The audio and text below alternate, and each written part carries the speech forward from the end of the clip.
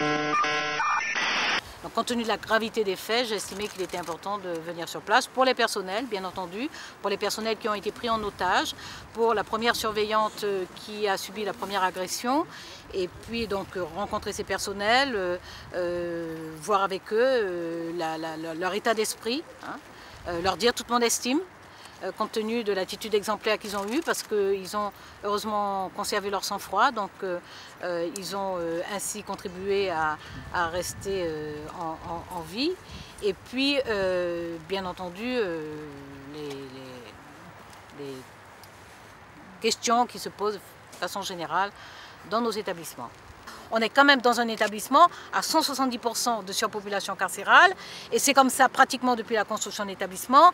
Ça n'est pas une situation optimale, c'est évident pour les personnels. Donc évidemment la situation, l'événement que nous venons de vivre est tellement grave qu'il est tout à fait normal, logique que les représentants syndicaux soient inquiets, qu'ils soient même furieux. Ça je peux entendre qu'ils soient même furieux parce que évidemment les personnels dans tous nos établissements alertent depuis des années sur la surpopulation carcérale. Heureusement, il n'y a pas de victimes, heureusement, mais on a frôlé un drame.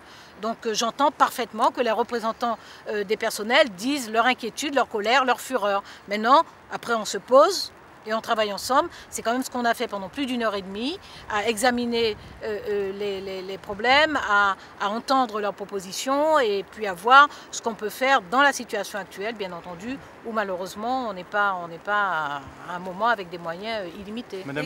Et donc il y a des choses, je leur ai dit, il faut que je vois de près. Bon, ils demandent des choses sur l'os, je leur ai dit que c'est à l'étude parce que ça l'est depuis plusieurs semaines pour le prochain triennal.